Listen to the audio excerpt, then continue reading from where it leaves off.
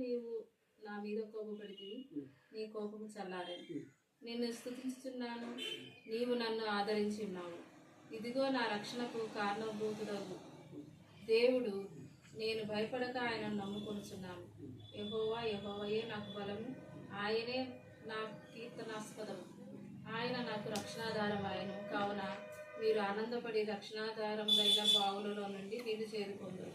ఆ దినమున మీరు ఇలాగందురు, యెహోవాను స్తుతించుడి, ఆయన నామమును ప్రకటించుడి. Isaiah 41 chapter 13 verse. Do not fear, I will help you.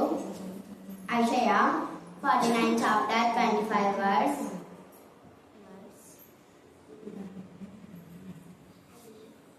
I will save the children. నీ పిల్లలను నేను రక్షించెదను.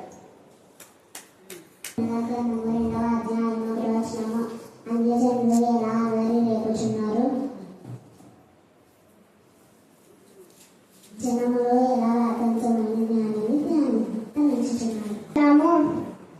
అయితే ఇది మొదలుకొని నేను మిమ్మును ఆశీర్వదించెను. Haggai chapter 2 verse 19. But come this day and I will bless you. యోహాను సువార్త 6వ అధ్యాయము 1 నుంచి 11 వచనం చదువుకుందాం.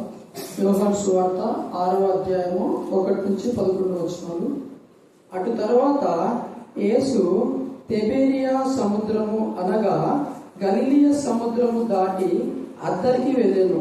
రోగుల ఎడల ఆయన చేసిన సూచక క్రియలను చూచి బహుజనులు ఆయనను వెంబడించి యేసు కొండ ఎక్కి అక్కడ తన శిష్యులతో కూడా కూర్చుండెను.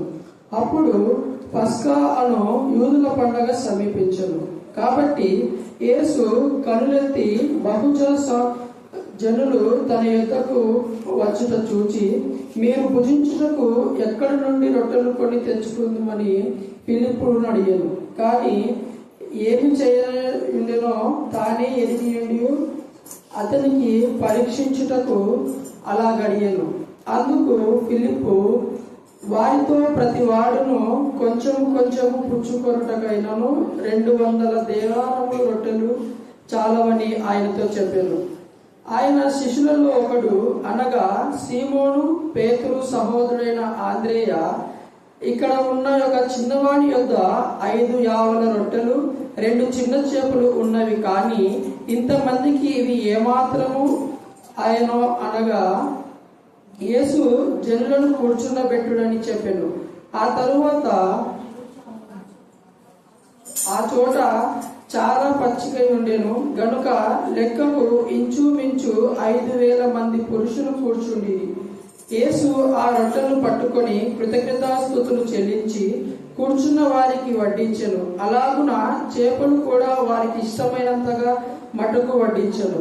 దేవుడి లేఖన బాగా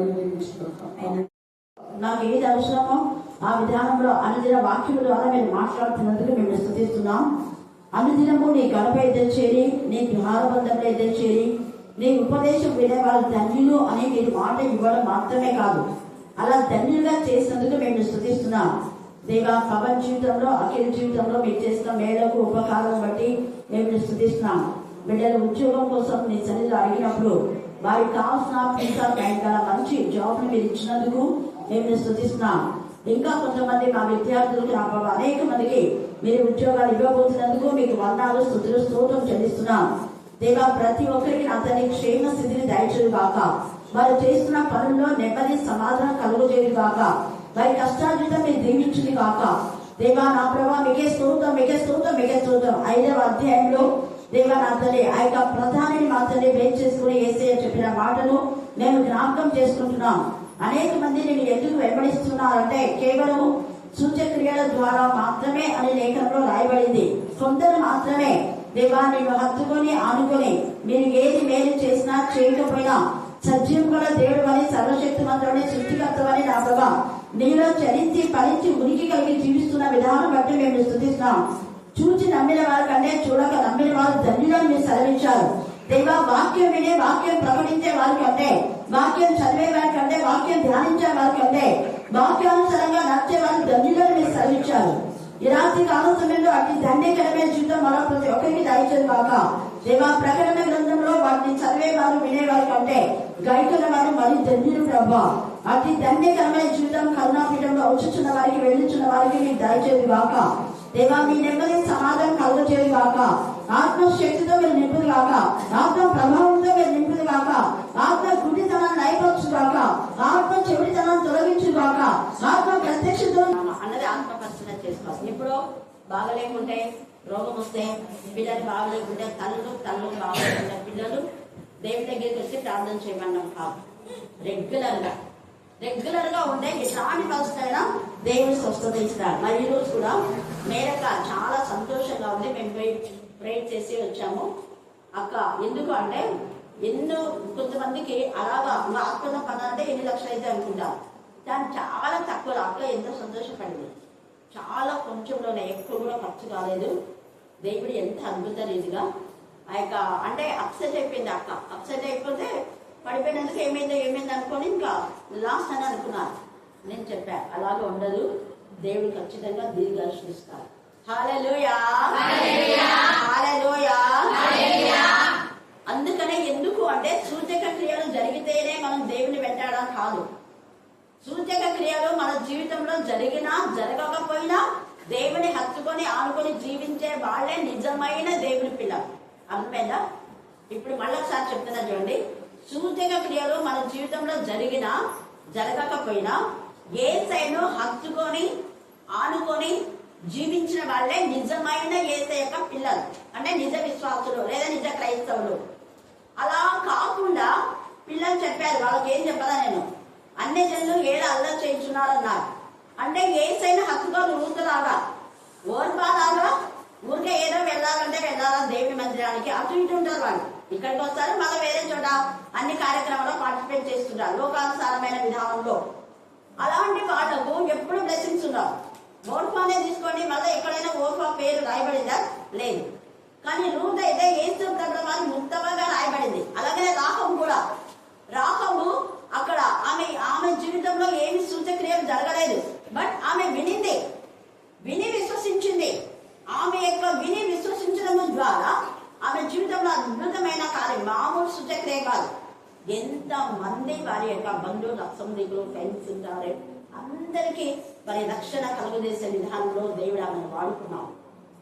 అందుకనే ఇక్కడ కూడా యేసయ్య అంటాడు 5వ అధ్యాయంలో, 5వ అధ్యాయం పూర్తిగా విన్నవాడు మధ్యన నేను కొన్ని వచనాలు కూడా చెప్తాను మీకు అర్థమయ్యేటట్టు.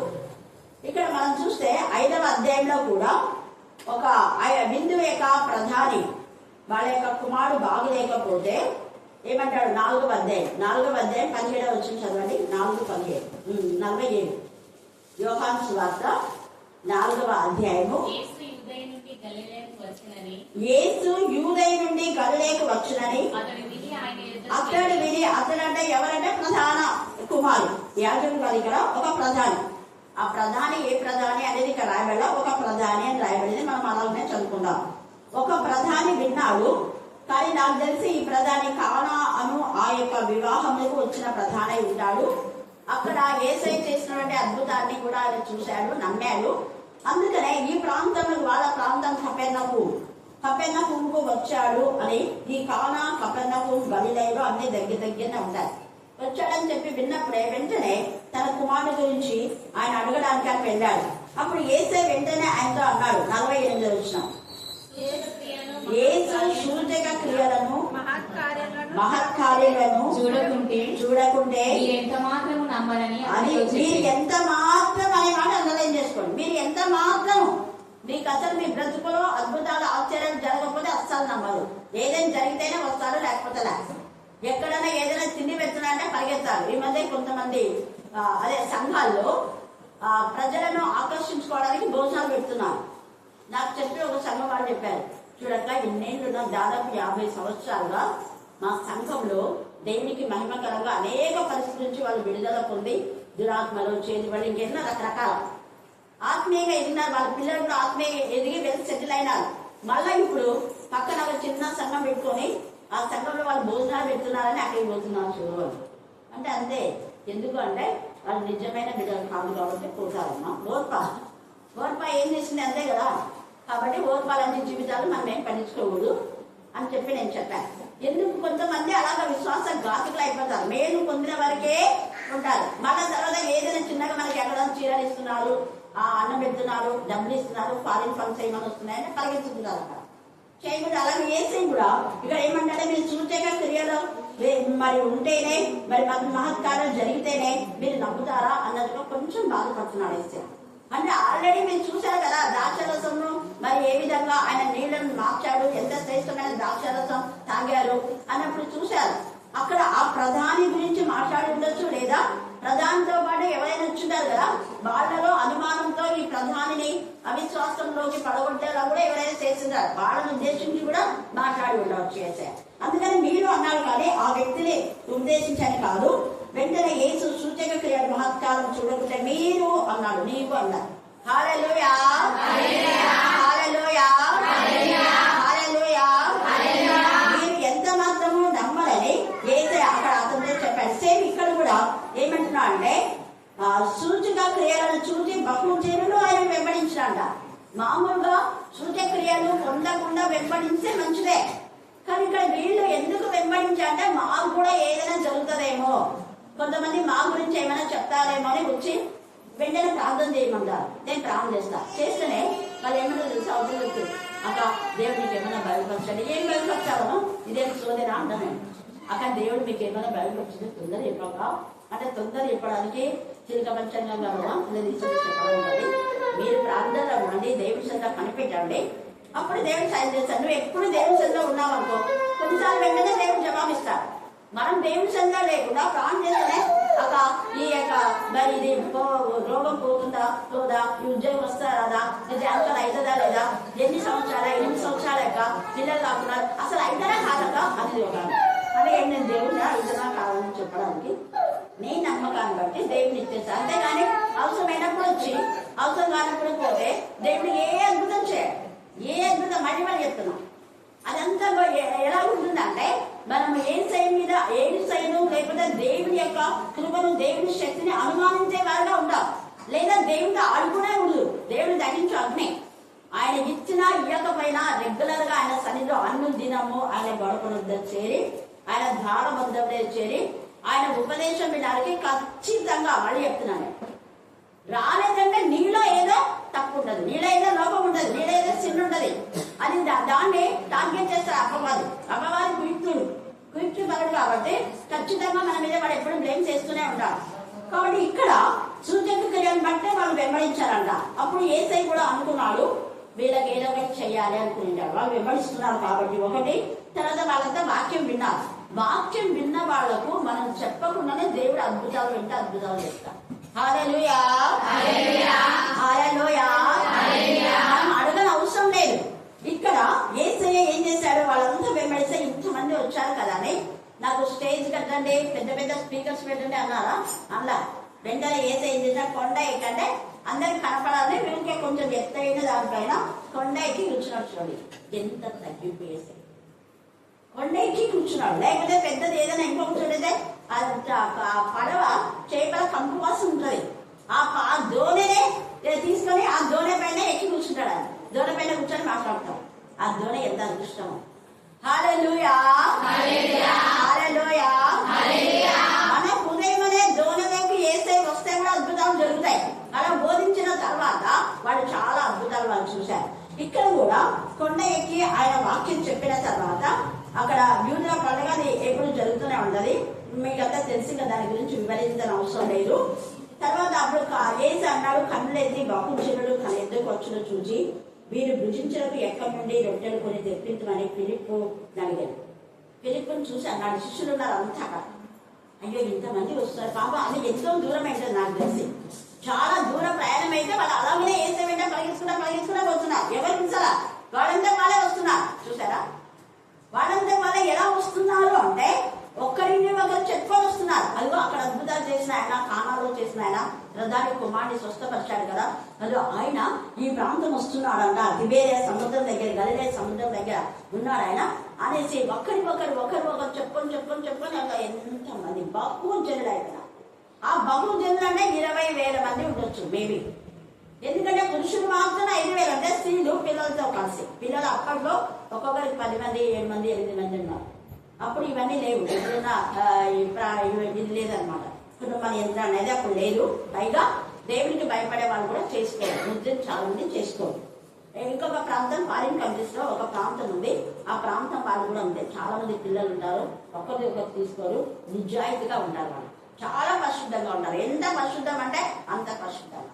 మాటలోను చూపులోను దేనిలో వాళ్ళు పాపం చెప్పిన ప్రతి దినం వాక్యంలో సరి చూసుకొని దేవుని అడుగుతారు. ప్రతి దినం దేవా ఈ రోజు నేను నా కన్నులతో పాపం చేయకుండా నాకు సాయం దయచేయి, చెవులతో పాపం చేయకుండా, చేతులతో పాపం చేయకుండా, నడకలో పాపం చేయకుండా, టోటల్ గా నా బాడీ నీకు అప్పగిస్తున్నా. ఇది నీ దేవా, నీ ఇష్టం, నువ్వే పరిశుద్ధపరచుకో దేవా. ఇంద్రియ నిగ్రహణ శక్తి దయచేసి ప్రతి రోజు చేసి మళ్ళా పడుకునే ముందు దేవా నాకు ఈ రోజు ఇంద్రియ నిగ్రహణ శక్తి ఇచ్చినందుకు చాలా వందనాలుగా.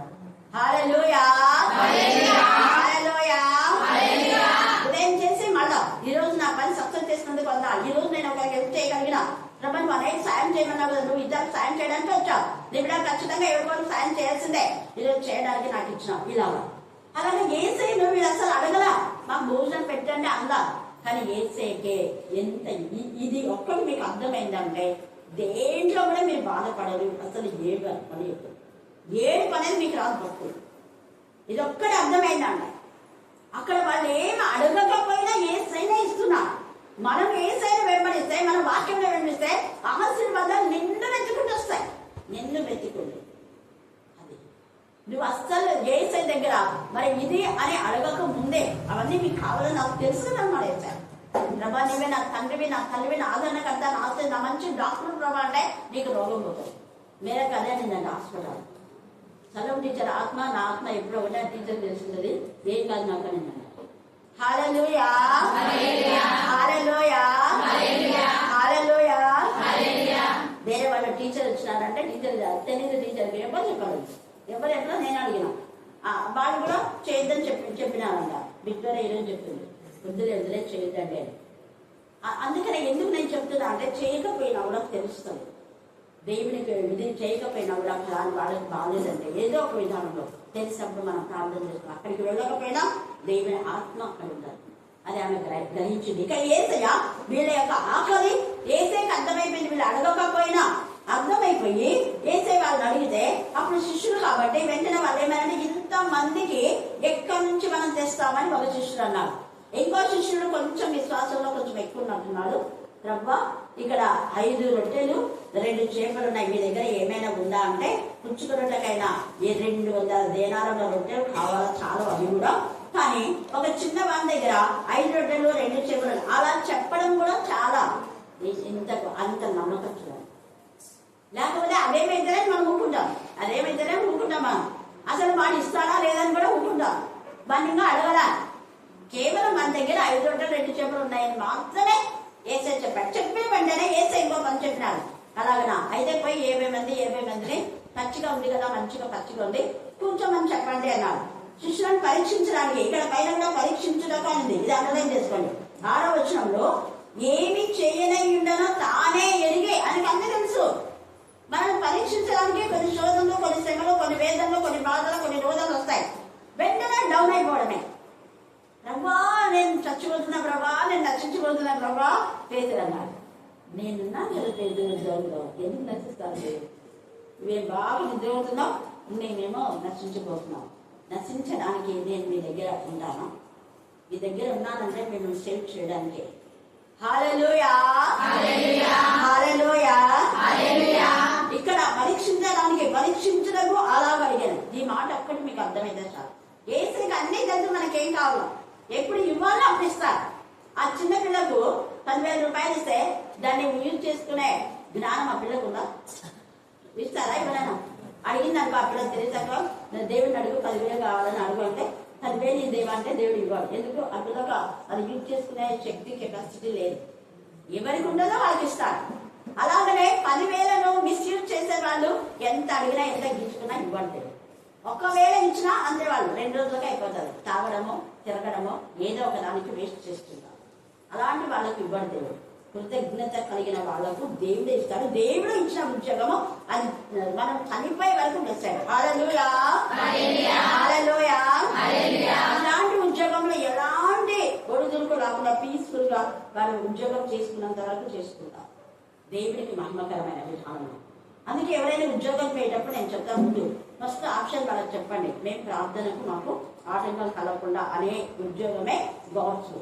ప్రార్థనలకు ఆటంకం కలిగిందంటే ఖచ్చితంగా సైతానికి విత్తే. కాబట్టి అట్లాంటివి ఉద్యోగం చేసినా ఒకటే, చేయకపోయినా ఒకటే. ఇక్కడ యేసయ్యకు తెలుసు, పరీక్షించడానికి అడిగారు. అయితే వాళ్ళు కూడా అలాగనే చెప్పారు. ఇక్కడ అందరూ కూడా ఏం చేశాడంటే, సరే మీరందరినీ కూర్చుండబెట్టుడి అంటే వాళ్ళు కూడా ఏ ప్రశ్న వేళ మనం వెంటనే నోటుకున్నాం, ఎంత వస్తే అంత మాట్లాడాలి, ఒక్క మాట కూడా మాట్లాడాలి. మనమైతే అంటే నీకేమైనా స్కూల్ లూజ్ అయిందా, ఎంతమంది కాదు కదా, 20,000 మంది ఉంటే 5 రెట్లు 2 టేబుల్లకు కూర్చోమని చెప్తే సిగ్గుంది అనలేదు. వాళ్ళు వెంటనే కూర్చున్న అది విశ్వాసం. ఏసై ఎప్పుడు కూడా అద్భుతాలు సూచక్రియలు ఎప్పుడు చేస్తారు, ఖచ్చితంగా చేస్తారు మన జీవితంలో. మన విశ్వాసాన్ని బట్టి, మన విధేయతను బట్టి, దేవుని మనం ఎంతగా విశ్వసిస్తున్నామో అన్ని అద్భుతాలు చేస్తారు, అన్ని ఆశ్చర్యాలు, అంత గొప్ప వింతలు నువ్వు చూస్తావు ఖచ్చితంగా. అప్పుడు వాక్యం కూడా స్థిరపరచబడ్డది. వాక్యానికి స్థిరత్వము వెనువెంట జరుగుతూ వచ్చిన సూచక్రియల ద్వారానే అనే మాట లేఖన భాగంలో తేటగా పరిశుద్ధాత్మ మాట్లాడతారు. చాలా చోట్ల ఉంది, మీరు సువార్తల్లో చదివితే ఆ మాట మీతో మాట్లాడతారు. చూడండి, మార్కు సువార్త 16వ అధ్యాయం. మీరు 17 మీకు తెలుసు కాబట్టి 20 మాత్రమే చదవండి. 15 నుంచి చదువుకోండి, ఇంటికి వెళ్తారు. వారు బయలుదేరి మార్గమంతటా ప్రకటించి, ప్రభు వారికి ఇది అన్నదం చేసుకోండి. ఎవరైనా యేసు నామ స్వస్థపరుస్తున్నా అంటే దేవుడు సహాయం చేస్తాడు. అంతేగాని స్వస్థపరిచే వాళ్ళ గురించి హేళంగా మాట్లాడడం కాదు. నీకు స్వస్థపరిచే శక్తి లేకపోతే నోరు మూసుకొని ఉండాలి, అనవసరంగా మాట్లాడకూడదు. వాళ్ళ దగ్గరికి పోతున్నారు, వీళ్ళ దగ్గరికి పోతున్నారు. వాళ్ళు ఒకవేళ వేషధారులు అయితే తగిన శిక్ష దేవుడు ఖచ్చితంగా ఇస్తారు. ఈయన వెనువెంట జరుగుతూ వచ్చిన సూచక్రియల ద్వారా ఏమైందంట, వాక్యము స్థిరపరచబడి. అందరం చేసుకోండి, వాక్యములకు స్థిరత్వము, అద్భుతాలు, సూచక్రియ. తేటగా మాట్లాడుతున్నాం అంటే దేవుని నమ్మితే ఖచ్చితంగా నీ జీవితంలో అద్భుతం చేస్తారు. ఇక్కడ వీళ్ళు అడగలేదు, అడగకపోయినా వాళ్ళ కడుపులు నింపుతారు. వీళ్ళ కడుపులు నింపిన దేవుడు నీ కడుపు నింపడా? వీళ్ళ జీవితంలో వీళ్ళు కష్టపడలేదు, విత్తలేదు, వంట చేయలేదు, కానీ దేవుడు అద్భుతమైన శ్రేష్టమైన భోజనం ఇచ్చాడు. అక్కడ ఏరియా కూడా అంతే. హల్లెలూయా, హల్లెలూయా, హల్లెలూయా. అలాగా సారెపొద్దు విధవరాన్ని కానివ్వండి, శిష్యులు ఒక ఆ యొక్క 2వ రాజులో మనం 4వ అధ్యాయంలో కూడా ఆ విధవరాన్ని కూడా నూనె కుండ ద్వారా ఎంత అద్భుతం. ఇక్కడ కూడా అది కొంచెమే నూనె, కొంచెం వైపు మనం చూడకుండా దేవుడి వైపు మనం చూడాలి. దేవుడు సమృద్ధి అయిన దేవుడు, ఆయనలో సమృద్ధి ఉంది అని చూస్తే ఆ కొంచెంలో దేవుడు ఆశీర్వదిస్తాడు. దేవుడి సన్నిధిలో మనం పెట్టాలి ఫస్ట్. ఇక్కడ యేసయ్య కూడా ఆ చిన్న వాటిని తీసుకొని ఆయన చేతిలోకి ఇచ్చారు. ఆయన చేతిలోకి ఇస్తే ఆయన ఏం చేస్తున్నాడు, అక్కడ కృతజ్ఞతాస్తుతులు చెల్లించి అంటే, ప్రభా ఇవందరికీ సమృద్ధిగా మీరు ఇచ్చినందుకు వందనాలు ఉన్నారు, కానీ ఇవి 5 రొట్టెలేనా, ఈ 2 చేపలేనా, ఇంతేనా కానుక, ఇంతేనా మీరు తీసుకొచ్చేటివి, ఇంతేనా మీరు చేసేది అవును. ఇచ్చిన వాటిని బట్టి దేవుని స్తుతించాలి. అది ఎంతన్నా కానీ, ఏదైనా కానీ, ఏమైనా కానీ అది దేవుడు చూస్తాడు. హల్లెలూయా, హల్లెలూయా, హల్లెలూయా. అందుకే అక్కడ వాళ్ళని కూర్చుండబెట్టి ఏం చేస్తున్నాడు, ఇక్కడ మనం చాలా మంది ఎవరు పంచి పెట్టారంటే శిష్యులు పంచారు అని చెప్తుంటారు. కానీ ఇక్కడ ఎవరు పంచారో చూడండి, ఎవరు పంచినారు మళ్ళీ చెప్పాలి, మళ్ళీ గట్టి చెప్పండి. ఇప్పుడు ఎప్పుడన్నా నేను వడ్డిస్తే ఇంకా మీరు నోపిసుకోవాలి, అర్థమైందా? నేను ఇది నాకు అర్థమైంది కాబట్టి నేను వడ్డిస్తాను. మిగతా అబ్బబ్బో సేవకులు అంటారు, మిగతా సేవకులు అన్ని అద్దే అండి ఇద్దే అండి అనుకుంటుంటారు. సేవకులు అనకూడదు. సేవకులు అంటే పరిచయం చేయడానికే ఎస్ఐకి వచ్చారు. పాదాలు కలిగి పిల్లరారా భోజనం చేయండి అన్నాడు. వాళ్ళంతా తిన్న తర్వాత కానీ ఎస్ఐసి తింటారు. సేవకులు అంటే బాగా దర్జాగా టేబుల్ పైన కూర్చొని ఆర్డర్స్ ఇవ్వడం కాదు. చూడండి, అంతమందికి ఏసైనా వడ్డించారో 2 టైమ్స్ రాయబడింది. ఇక్కడ మాత్రమే కాదు, ఎంఐ గ్రామంలో కూడా వాళ్ళు మీ దగ్గర ఏమైనా ఉందంటే వాళ్ళు రొట్టెస్తే ఆయన విరిచి ఎంత గొప్ప. అప్పట్లో వాళ్ళు 10-12 రొట్టెలు తింటారు, కానీ ఆయన విరిచి పిల్లల భోంచేది అన్నారు. విరిచి ఆయన ఇచ్చేసరికి వాళ్ళకు ఆశ్చర్యమైపోయింది. అప్పుడు కూడా ఆయన విరిచి ఇచ్చి పంచుకోండి అందరూ అన్నాడు. ఇక్కడ వడ్డించారంట, 2 times ఆయన వడ్డించారని రాయబడి. చూడండి, యేసు రొట్టెలు పట్టుకొని కృతజ్ఞత చెల్లించి కూర్చున్న వారికి వడ్డించారు. అలాగే చేపలు కూడా వారికి ఇష్టమైనంత వరకు వడ్డించారు. 2 ఆయన ఇస్తున్నారు, ఒకటి నువ్వే ఒకటి నేనే అనుకున్నా. చూడండి ఎంత చక్కగా అక్కడ రొట్టెలు వడ్డించాను, తర్వాత చేపలు కూడా ఆయన వడ్డించారు. అలాగనే యోహాను సువార్త, ఇదే యోహాను సువార్తలో 21:9-13 దాకా చదవాలి. అక్కడ కూడా నిప్పులు ఉన్నాయి. దిగి తడికి రాగానే నిప్పులు, అక్కడ నిప్పులను వాటి మీద ఉంచబడిన చేపలను చూడండి చాలు, కనపడేది. ఆడ నిప్పులు ఎక్కడి నుంచి వచ్చినాయో తెలియదు, కాల్చమన్న చేపలు ఉన్నాయి. ఎంత అద్భుతం! ఏసై వెంటనే వాళ్ళు వస్తేనే, ఆ చేపలు బట్టి వాళ్ళు వస్తుంటేనే రండిని పిలిచారు. నిప్పులు ఉన్నాయి, కాల్చమన్న చేపలు ఉన్నాయి. తర్వాత ఆయన అక్కడ కూడా వాళ్ళకు వడ్డించారు, పంచిపెట్టారు. తర్వాత మీరు చదువుకోండి, టైం లేదు. ఎంత గొప్ప కృపగలడు! ఇంకొక చూడ మనం ఇక లూకాసు వార్తలో కానివ్వండి, ఆ యొక్క 24:19 మరి ఆ యొక్క 30 వచనం కూడా మీరు చదువుకోండి. యేసయ్య మన జీవితంలో అనేకమైన సమృద్ధి అయిన జీవితాన్ని అనుగ్రహించడానికి ఆయన సమర్థుడు. అలాగనే మనం చూస్తే ఈ యొక్క 24వ అధ్యాయంలో 45-49 కూడా మీరు చదువుకోండి. దేవుడు చేసిన మేళన శక్తి, పైనుంచి శక్తి పొందు వరకు మీరు పట్టున్న ఆ శక్తి, ఈ సూచక్రియలు చేసే శక్తి నీకు కూడా దేవుడు ఇస్తాడు. నువ్వు ఒక తల్లిగా నీ ఇంటి వారిని సమృద్ధిగా వారికి భోజనం పంచిపెట్టే శక్తి కూడా దేవుడికి ఇస్తాడు. అయితే మనం దేవుడిలో ఎల్లప్పుడూ హత్తుకొని ఆంపుని జీవిస్తే వెనువెంట జరుగుతున్న సూచక్రియల ద్వారా నువ్వు చదివిన వాక్యం, నువ్వు విన్న వాక్యం, నువ్వు ధ్యానించిన వాక్యం, నువ్వు చెప్పిన వాక్యం, దేవుడు మనలో ఉండే చెప్పించిన ఆ వాక్యం మన జీవితంలో, నా జీవితంలో దేవుడు ఫలింపజేస్తాడు. దేవుడు ఈ లేఖ భాగం దీవించి ఆశీర్వదించుగాక. ఆమేన్, ఆమేన్, ఆమేన్. ఈ సమయమందు చివరి ప్రార్థన.